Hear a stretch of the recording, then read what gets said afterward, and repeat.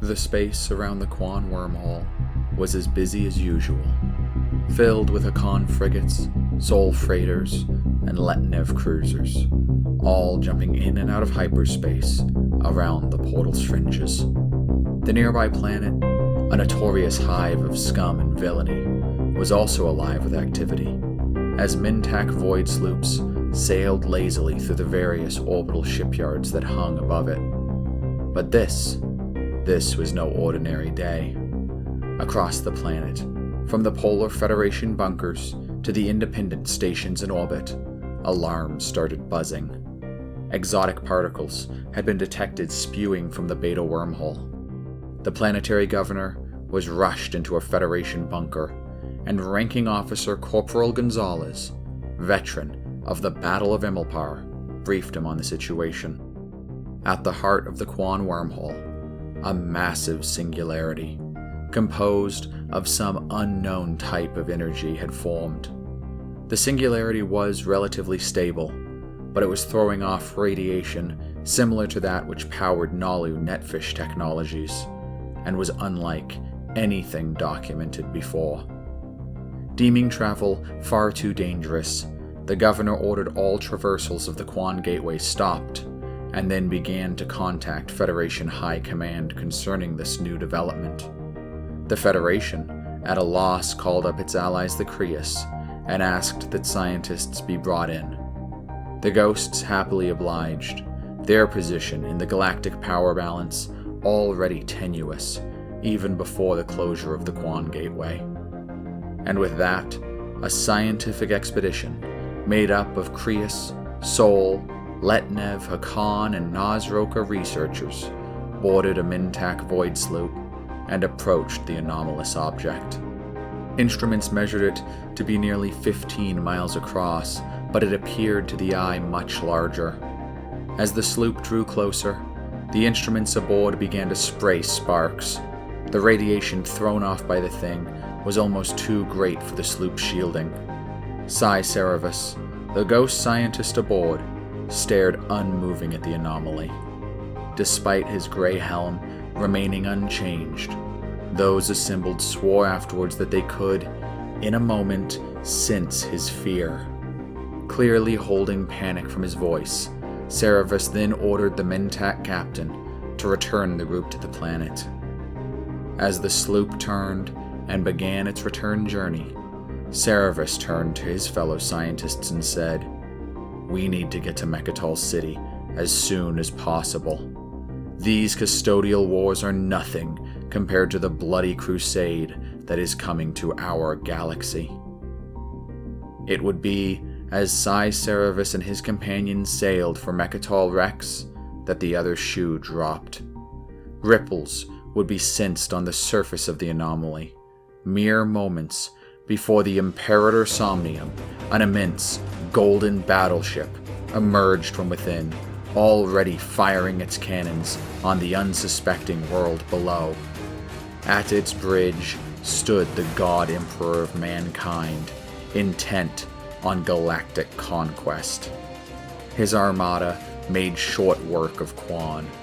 Within an hour, the measly defense force holding the planet had surrendered to the Adeptus Astartes, and the planet's orbit was littered with the wreckage of trade stations and Federation warships.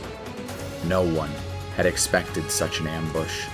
The God Emperor himself accepted the surrender of the planet, meeting with the governor of Quan personally. He told the Federation representative to send word to all Sol forces. Their rightful ruler had arrived, and they would be spared if they followed him. Those who resisted, he would exterminate. And then, as the planetary governor of Quan watched, thousands more warships poured from within the Quan Gateway, filling the whole sky with jagged black shapes.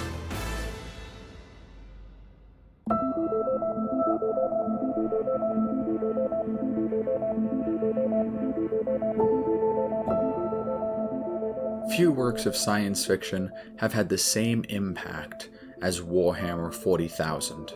It can be counted among the greats, rivaled only by Dune, Star Wars, and a handful of others in the extent of its influence in shaping both the science fiction and the space opera genres.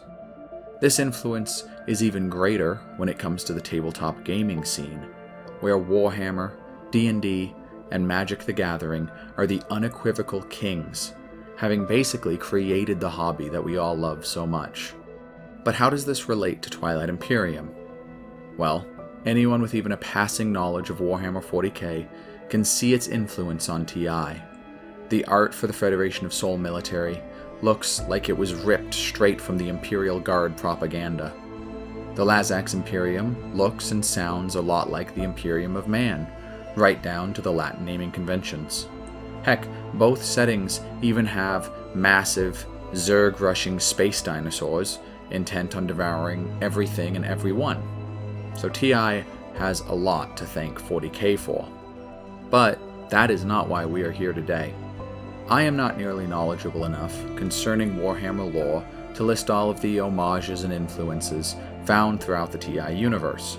Instead, in the immortal tradition of lore channels on YouTube, I mean to ask and answer the incredibly important question of which of the two settings would win in a fight. Now, if the comments on my teaser post for this video are anything to go by, Warhammer has this thing in the bag. The scale of 40k is massive, and the Imperium has technology far beyond anything that the Imperium of the Lazax has at its disposal. Right? Right?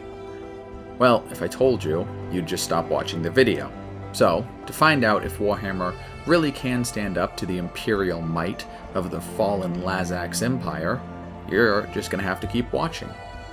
Also, as stated before, I am not a massive Warhammer fan. I do like the lore, and I have played a couple of times, but I am solidly a Twilight Imperium stan.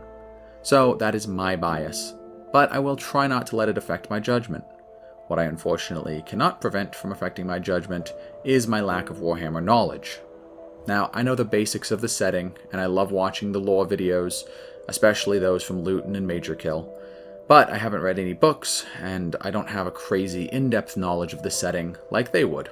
Now, perhaps one day I can get a Warhammer YouTuber on here to discuss this question in more detail, but until then, you're stuck with me, and I will make mistakes when it comes to 40k lore, so I apologize for that. However, I will try to give Warhammer a fair shake in this fight. And after all, this is all for fun, and in the end it's just my opinion, so with all that out of the way, let's get on to the show.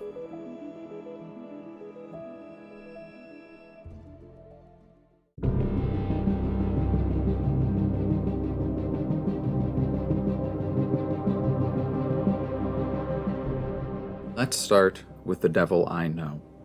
To make this interesting, and to provide Warhammer with a worthy foe, we're going to set the conflict within the current setting of Twilight Imperium, as it's the period that I know the most about, and it allows us to include interesting characters and races that we otherwise couldn't, such as the Mahawked Kings or the Nalu Collective. However, it does mean that the great races are going to be disunified, they're going to be fighting a massive galactic civil war, and it also means that we don't get to see the dynamic and powerful Lazax Empire leading the charge. I tried setting the conflict within the golden age of the Lazax, but due to how little we actually know about that period, this just seemed like a better choice. So, with all that out of the way, let's talk about the strengths of the Imperium. First off, technology.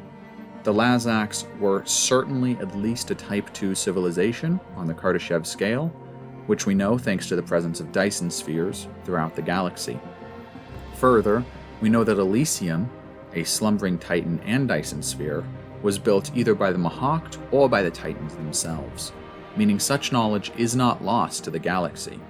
So despite the fall of the Lazax, the great races working together are likely capable of becoming a higher-end Type 2 civilization. Further, faster-than-light travel is ubiquitous throughout the TI setting, being outfitted even to smaller private ships such as Hakan trade frigates or Ibn Vel-Sid's private cruiser. This is a huge deal, as it means that the galaxy in TI is extremely interconnected, made even more so by the existence of widespread supraluminal communications, and a galactic securities network. Now, this unification could be a benefit, allowing for rapid responses by the powers that be in the Twilight Imperium setting, but it also makes them fragile. Just look at our global supply chains for an example of how fragile interconnectedness can make a society. That said, the Imperium of Man has never faced a coordinated galactic power, so maybe they won't be able to take advantage of this interconnectedness. Now let's talk about weapons and military. The most destructive weapon in the Twilight Imperium setting currently is likely the Mahawked Benediction, which is capable of setting two armies against one another with a mere word. Other notable mentions are the Ember's Nova Seed, which can easily destroy a star and its surrounding system, as well as the Impulse Core aboard the Van Hague, which is able to completely obliterate an opponent's fleet. However, all of that is nothing compared to the destructive capabilities of the Ixtian artifact, which we know can wipe out all life in multiple systems if used properly, or should I say improperly. So while the galaxy does not have access to super soldiers like the Astartes, they do have access to heavy hitters of their own, such as the Titans of All, the Mahawk Gene Sorcerers, and the Necrovirus. In fact, TI's greatest advantage may come from its varied and dynamic factions, each of which has their own abilities and technologies that they can throw at the Imperium of Man. Now, the Imperium of Man is not exactly known for being able to adjust quickly, and so its rigid doctrine is not going to do very well against such a diverse galaxy. Moving beyond the general strengths of the Twilight Imperium, let's get a bit more granular. A few wildcards really stand out to me, and these are the Arborek, the Ghosts of Creus, the Mahawk Gene Sorcerers, the Nalu Collective, Necro, Nomad, and finally, the Volwraith Cabal. I just want to run through each of these in turn, and we'll see how they might influence this coming fight. First, the Arborek. While this isn't a numbers game, the Arborek is going to try to make it one. They will be producing armies quicker than the Imperium of Man can kill them, and this is going to come as a huge advantage for the Twilight Imperium. The Volwraith are going to be similar, but unlike the Arborek, the Volwraith only become stronger the more that they fight, as they can repurpose the materials they consume in combat to make more and more flesh ships with which to destroy the Imperium of Man. Next, the Creus. Oh, the mysterious Creus. We know so little about them, thank you, Dane, but we do know this. They can create and move wormholes, as well as rearrange planets and fleets at will. This is a massive strategic advantage on the side of TI. Now, unfortunately, the Imperium of Man is going to be used to a shifting galaxy thanks to warp storms, so it might not be as helpful as it would initially appear, but that remains to be seen. The Nalu, meanwhile, are an interesting one. How much influence will they be able to exert over the trained mind of an Astartes? What about over a Primarch? Now, it's probably very little.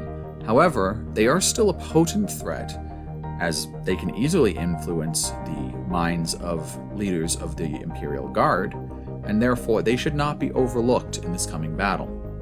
And in a similar vein, how much does the Nomad know about this potential future? Is this the terrible fate that he came to prevent? Is he even from the future? So many questions. Finally, let's talk about the Necro and the Mahawked. Here's the thing. Both of these factions are canonically able to either seize control of, or, in Necro's case, recreate Space Marines, Psychers, Titans, all of it. This is huge, and given that TI has a numbers advantage and rough technological parity with the Imperium of Man, being able to level the playing field militarily, that would be huge.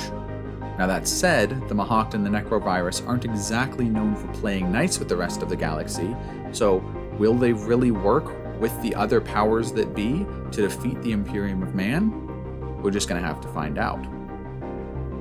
With all of those strengths out of the way, let's look at the huge glaring weaknesses of the Twilight Imperium.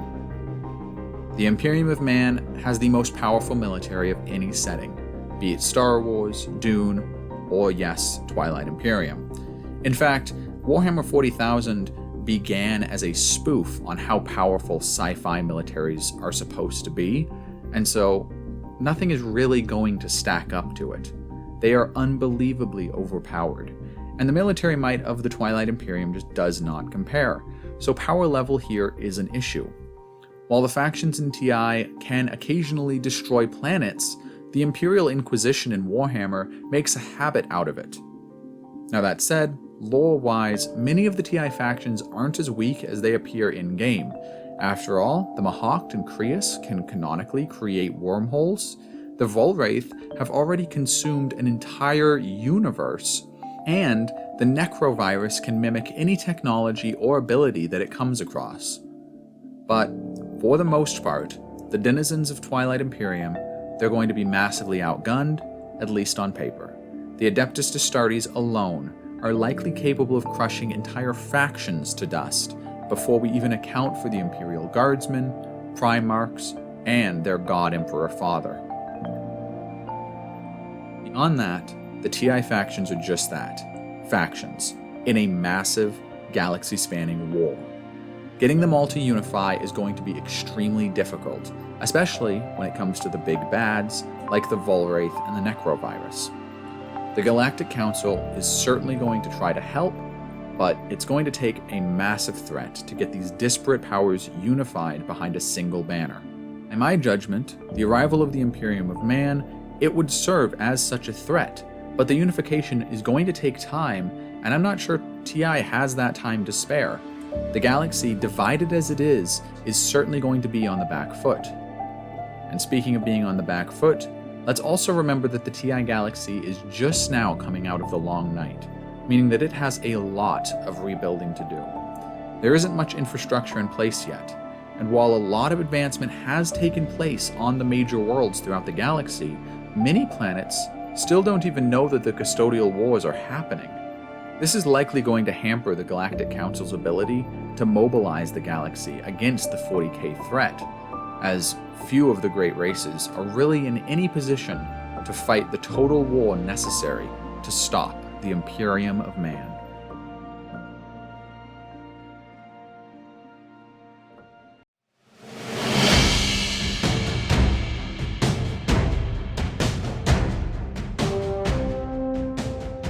With our discussion of Twilight Imperium out of the way, let's get on to discussing the Imperium of Man.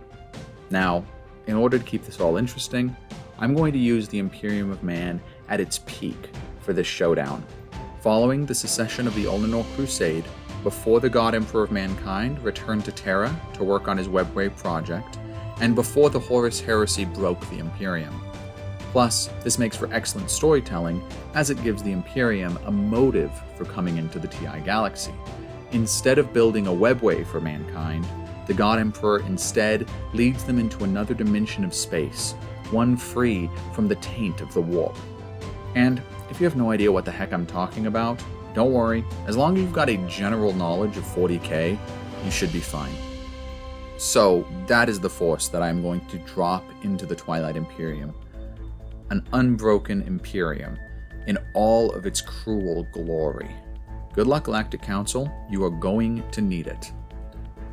Let's talk about what the strengths of the Imperium of Man consist of. Well, in the grim darkness of the 41st millennium, there is only war. And in regards to the military, I don't really think that this is close. As stated before, 40k is a league above. The Imperium of Man has the strongest military of any sci-fi setting, and it's not even close. I'm not going to go into any real detail here, but I will give a quick breakdown of the Imperium's major strengths. First, we have the Adeptus Astartes. These are the classic Space Marines, and let me tell you, TI has nothing that comes close.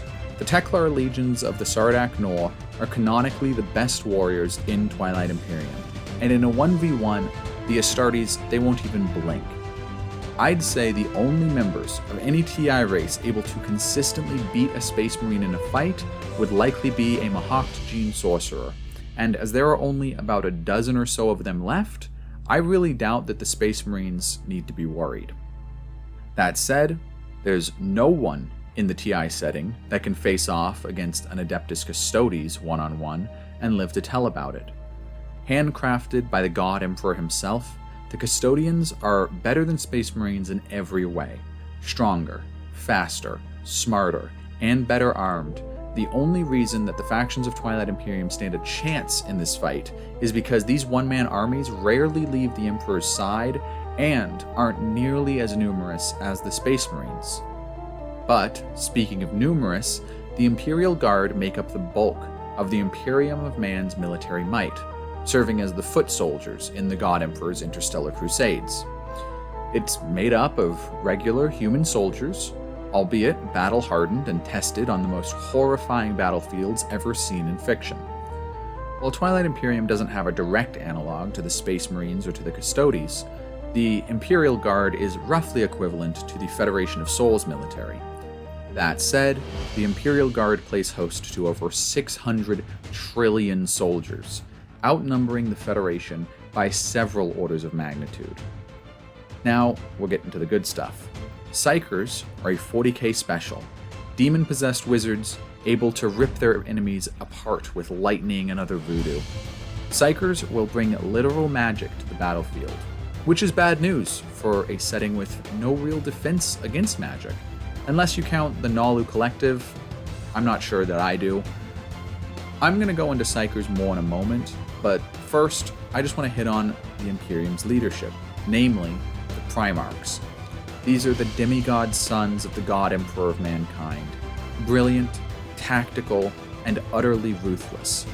I don't exaggerate when I say that a Primarch can single-handedly beat an entire army with relative ease, and the Imperial invaders have 18 of them. The only counter that the races of Twilight Imperium are going to have will be sheer numbers, violent trickery, or extremely destructive technologies. Nothing else is going to cut it against the Primarchs. Finally, we get to the God Emperor. Honestly, there's no way I can even quantify this one. His power level is over 9,000. He is immortal, a genius, powerful enough to make a legion of Space Marines kneel with a thought. There is no way he can be beaten by anything but a Deus Ex Machina. In fact, the only thing I can really see working would be for the Mahacht or the Nalu to turn the Primarchs against him, as, hey, that happened in the 40k setting during the Horus Heresy. Otherwise, he's a practically invincible force of nature, able to suplex literal gods with relative ease. Again, good luck, Galactic Council. I'd say in this showdown, the greatest strength of the Imperium of Man is that it's going to be unified. Well, let me walk that back. Obviously, the greatest strength is going to be its insanely superior military, but as we just got done talking about that, let's talk about the fact that the Imperium of Man is going to be unified in the face of the Twilight Imperium, which is going to be rife with civil war. The factions of TI are going to be divided, and thus they can be easily conquered, while the Imperium is not going to have that problem. After all, this is going to be pre-Horus Heresy, there are no traitor Primarchs. Assuming that the Imperium of Man is smart and plays the different factions off of one another, it could easily eliminate tons of low-level players before even coming in contact with the heavy hitters. Those it can probably deal with bolters and psychic blasts. And on that note, Psykers are going to pose a huge problem for the galaxy at large. The races of TI were only just introduced to the Nalu during the Age of Dusk, and despite only having one system to their name at the time, the Drua were immediately able to become a galactic power thanks to their rather low-level psychic abilities. Meanwhile, the Imperium has incredibly powerful Psykers, like Malkador, Magnus, and the God Emperor, in addition to billions of trained psychic warriors. 40k is going to bring literal magic to the battlefield in a way that makes the Gene Sorcerers jealous. In fact, this is part of the equation that worries me the most. Not because it definitely swings the battle to the Imperium's side, but because it could. And honestly, the issue with Psykers is that I'm not really knowledgeable enough to quantify them in this showdown outside of their own setting, seeing as TI does not really have a great equivalent. The Mahacht are likely the closest, but the parallels are certainly strained. I was tempted to simply eliminate them from the entire equation, as, again, TI does not have the warp, But I wanted to have a fair fight, so I decided to keep them in despite the lack of a warp in the TI galaxy. That said, if I'm going to make a mistake, it's going to be in underestimating the impact Psykers would have on the coming war. With that out of the way, let's look at the weaknesses of the Imperium of Man. First, because we're giving TI a home field advantage, the Imperium of Man is going to face a significant issue. The TI galaxy is free of the warp, meaning that Imperial ships cannot travel faster than light, and the God Emperor's invasion may be dead on arrival. That said, thanks to the ubiquity of mass and gravity drives throughout the galaxy, the Imperium is likely going to be able to capture some of this tech relatively quickly, allowing them to jump through hyperspace. Plus, I'm letting them keep their Psykers, so honestly, how big of a weakness really is the lack of a warp in this setting? No, more likely than not, 40k's biggest issue is going to be with adaptation. The Imperial military, while unbelievably powerful, is also very rigid, and it has regularly failed to adapt to new threats quickly. If the Galactic Council can act quickly and utilize its constituent strengths, they may be able to force the Imperium of Man onto the back foot, especially when one considers the weirder threats that the 40k forces are going to have to face. Ghostly creatures able to rip open holes in space-time, a massive sentient ecosystem able to reanimate the dead, sexy psychic space snakes, Tyranid ripoffs, a possible fraudster who may or may not be from the future. And these aren't the usual threats that face the Imperium of Man. Giving Twilight Imperium the home field advantage may tip the balance in its favor, as the Imperium of Man is going to be out of its element, it's going to be slow, and it's going to rely almost entirely on its military strength to carry it to victory. A military strength that has failed to adapt in the past and may fail to adapt quickly enough now.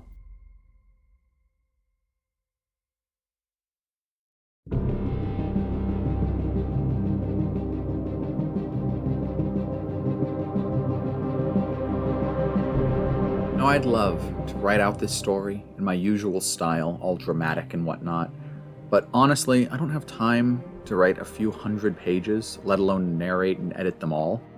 I've set the stage with the Imperial invasion at Quan, so let's talk about what happens next. Almost immediately, two important things. The Imperium of Man is going to divide and then conquer the Federation of Sol, and the Yssaril tribes are going to begin to play both sides of the conflict. Because the Imperium of Man emerged at Quan, this puts them on the doorstep of the Extra, the Letnev, and the Federation of Sol.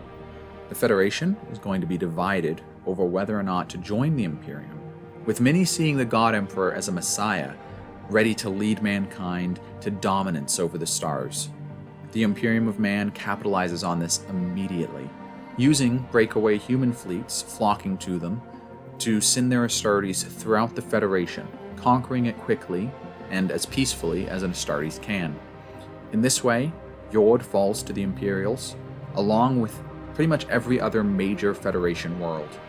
The far distant planets, those on the outskirts of the Mahak Plateau, likely hold out for a while, thanks to their remoteness and the navigational dangers around them, but the rest of Federation space is going to be quickly devoured by the 40k war machine. Now, while this is an early victory for the Imperial invaders, and it gives them access to mass drives and faster-than-light travel, it is going to come with a massive cost. The rest of the galaxy will see how quickly Sol falls. The Galactic Council will immediately declare a state of emergency, they're going to dispatch Kalares to investigate this new threat, and they will begin to consolidate power in a war tribunal. The galaxy will begin to unify immediately, seeing one of the largest and most powerful factions in the Twilight Imperium setting taken out that quickly. At the same time, the Yssaril are going to begin to flirt with the Imperium of Man. While on paper remaining openly loyal to the Galactic Council, their motives are going to be their own. They'll play both sides of the conflict in order to always come up on the winning side. The same tactic may also be taken up by the Mentak, who will doubtlessly continue raiding their old allies and enemies, in addition to this new threat as the war wages. However, due to the Coalition's proximity to Federation space, I think that they're far more likely to side with the Galactic Council over the God Emperor in order to avoid annexation. Following the conquest of the Federation, a sort of Cold War will set in. The God Emperor's armies remain in Federation space, as the tech priests try to reverse engineer faster-than-light drives and implement that technology in their own ships. The Galactic Council begins to reinforce core space, as well as sending forces to the Extra and the Letnev, who are the likely next targets of the Imperium's wrath. The Barony especially is going to be building up significant fleets at this point, in preparation for what is the obvious coming invasion. The Extra, meanwhile, will fortify their systems with PDS, hoping to ride out the storm. The Imperial Fists, meanwhile, a chapter of Space Marines dedicated to fortification, will be doing the same throughout Federation space, making it functionally impregnable. As preparations are made, the God Emperor will wait on Yord, now renamed New Terra, studying every source and map that he can find in preparation for his galactic conquest. He will have immeasurable respect for the Lazaks, and may even begin a propaganda campaign likening himself to the emperors of old. Galactic crisis pacts are going to be negotiated and signed, unifying the various powers throughout Twilight Imperium into one firm coalition, at least on paper. Tensions are high. Finally, the day arrives. Imperial fleets begin to pour into Barony and Extra space, even as a joint expeditionary force of Ultramarines, White Scars, and Dark Angels plunge through the Beta wormhole, intent on securing the other side. This force is met by a coalition led by the Arborek and Nazroka. Bloody fighting will ensue, especially on this front, but the Great Race is going to be no match for the Imperial forces. While the Arborek put up a valiant effort, and the Nazroka are no slouches either, little by little they're forced back, and the Imperials are able to easily establish a foothold on the other side of the Beta wormhole. But it would likely have been better if they hadn't. As they begin to take and hold systems, their forces are slowly spread thinner and thinner. They begin to come in contact with the galaxy's more dangerous denizens. The Argent Flight begin to harry Imperial supply lines. The Nalu Collective begins to subtly poison the different Space Marine chapters against one another. And the Yssaril continue to infiltrate and sabotage Imperial strongholds. And the whole time this happens, the Arborek is growing stronger and stronger as it continues to dig into its sector of space. Eventually, unable to push deeper into Arborek space, the expeditionary force on the other side of the Beta wormhole will turn to the Ordinian Nebula in order to deal with the growing threat posed by the Argent Flight.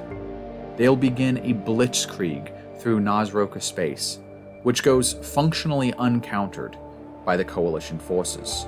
The Nazroka are decimated, but what follows will be an absolute disaster for Imperial forces. As the Ultramarines first arrive on Ordinian, gibbering black shapes flood out of the nebula.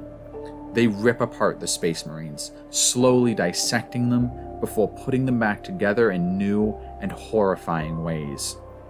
At Ordinian, the Necrovirus begins its impassioned study of Space Marine biology, reverse engineering them with sick glee. The Ultramarine Legion is all but wiped out in the ambush, and the Primarch Guilliman is slain trying to defend the bodies of his fallen sons. Before long, the rest of the Imperial Expeditionary Force finds itself losing ground on two fronts, trapped between the Necro's grotesque imitation of Astartes and the growing fleets of a furious Arborek. But across the galaxy, it's a different story. With more Space Marine chapters engaged there, the Imperial Navy is able to easily push across the galactic disk. The Extra and the Letnev quickly crumble before the onslaught. Although, the Letnev are able to kill two Primarchs through treacherous explosions on the now occupied Arc Prime. This act infuriates the Space Marines stationed throughout Barony space, leading to multiple massacres of the Letnev dwelling there. Within a year, the once proud Letnev and Extra both will be little more than refugees fleeing towards core space. Following this collapse, the God Emperor will divert a few of his Space Marine chapters back across Federation space to push into the Mahawk Plateau, hoping to stamp out the remaining Federation rebels and the pesky Mintak raiders stationed there. The Mintak and the Embers will both send forces to aid the Soul holdouts near the Mahawk Plateau, but almost immediately they'll realize that they're fighting a losing battle against these Space Marine legions. They will then retreat, join with the Yssaril Navy, and begin to hold the entrance to the Passage of Tears. At first, fighting goes well for the Allied forces, with the Gashlai Warsun Tartarus shredding the Imperial Navy. But slowly, with the arrival of more and more Imperial warships, the tide will begin to turn, as the Embers are forced back through a wormhole to Malice, and the remaining Mintak and Yssaril ships are turned to dust. Their planet-side militaries will be utterly crushed by a deployment of Imperial Titans, and with that, the Imperials seize the Passage of Tears, cutting Mintak space off from the rest of the galaxy. At this point, both sides pause to coalesce and reevaluate. The Imperials are forced to withdraw from beyond the Beta wormhole before barricading the Quan and Atlas gateways against Necro incursions. They also have to secure their new flank within the Mahawk Plateau, as it is pressed right up against MindNet territory, as well as Muat space. And meanwhile, the Galactic Council is growing increasingly desperate. Already the Federation of Sol, Extra Kingdom, Barony of Letnev, Nazroka Alliance, and the Mintak Coalition have been knocked out of the fight. The Arborek and Argent Flight are busy fighting a superpowered necrovirus in possession of imitation Space Marines.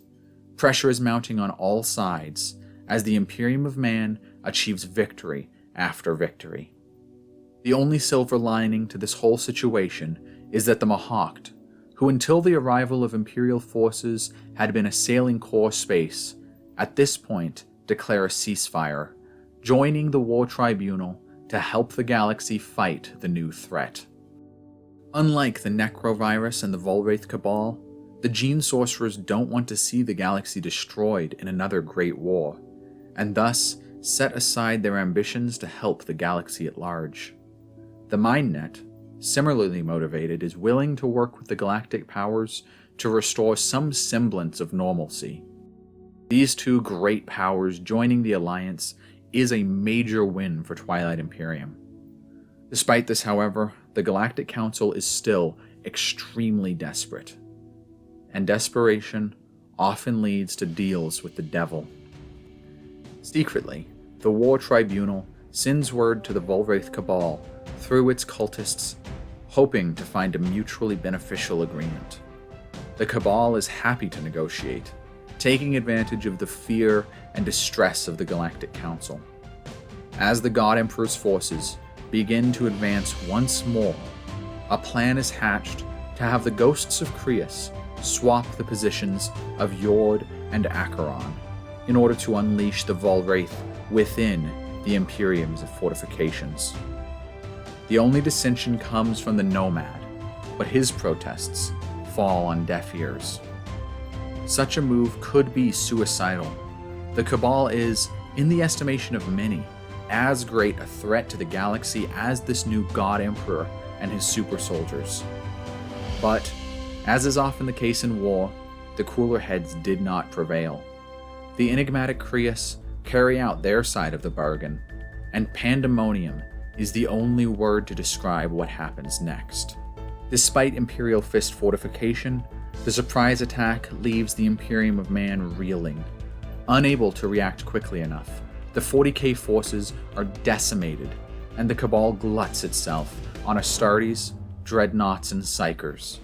The Necrovirus, taking full advantage of this chaos, pushes through the Beta wormholes to Quan and Atlas, and with the Necro at their flanks and the Volwraith spilling out in the core of their territory, the Imperials realize that the scales have tipped radically out of their favor, and that they now face extinction. So it all comes down to this. Forced to abandon their cabal-infested sectors of space, the Imperium of Man strikes out across the galactic core, making one final, desperate bid for survival. The Imperial fleet easily seizes and occupies Ixth, with the remaining Mahawkt fleeing to Mechatol Rex. The Empyrean of the nearby Dark surrender shortly thereafter, unwilling to die in a war that they know they cannot win. An agreement is reached where the Empyrean are allowed to leave the galaxy, never to return, rather than face extinction. This they gladly accept, and offer the God Emperor and his remaining sons a sage warning before they depart into the inky blackness beyond the galactic disk. Many have bled and died for the seat of the Emperors, yet it remains empty. With that, the stage is set. Arrayed in orbit around Mechatol, a massive coalition fleet, larger than any ever gathered before. L1 super dreadnoughts and Sardak exotriremes make up the core of the fleet, but everything from SAR floating factories to Saturn engines are present. Yin fighters, retrofitted Emirate freighters, and Winu battle wagons swarm about the larger capital ships like clouds of angry hornets. And leading the fleet is the Memoria, with her enigmatic captain and his company at the bridge. As the Imperial fleet emerges from hyperspace, the Thunderian, wordlessly, signals for battle to begin. It is a cataclysm of blood. Retribution and Apocalypse-class battleships will shred the L1 super dreadnoughts, even as Nalu dogfighters swarm the God Emperor's smaller ships. The exotriremes, propelled forth by experimental Hylar light drives, will plow through the Imperial ranks, taking many ships with them. But it is all a losing battle for the Coalition. A point which is driven home as the Imperator Somnium, the God Emperor's flagship, unleashes a rain of hellfire down onto the bridge of the Memoria, destroying the ship and killing every soul aboard instantly. On the planet below, the War Tribunal and the remaining Mahawkt will discuss their options. With the destruction of the Memoria, it is only a matter of time before the Imperial fleet lands and seizes the city. Desperate, they realize that there is only one choice if the galaxy is to live free of Imperial rule. They activate the Ixthian artifact. Aboard the Imperator Somnium, the God Emperor sees a bright flash of white light and is gone. A wave of pure energy rips out from Mechatol Rex, killing everything for light years. All of core space dead. Trillions of lives snuffed out in an instant. Just like that, silence reigns. For the first time since the long night, the galaxy is gripped by deafening stillness. The Imperial forces are gone. The fleets of the great races are gone. It's all gone. All that remains are pieces, remnants of what once was, facing the unstoppable tide of flesh and steel that will inevitably consume them. That, and an empty throne on a dead planet surrounded by pale stars. Far out, in rim space, the Memoria hangs in orbit over the still, white world of Horizon. At her bridge, the Nomad looks out into the depths of the galaxy, silent tears and white fury gripping him. Then, the mysterious ship shudders before winking from existence, passing from this timeline forever.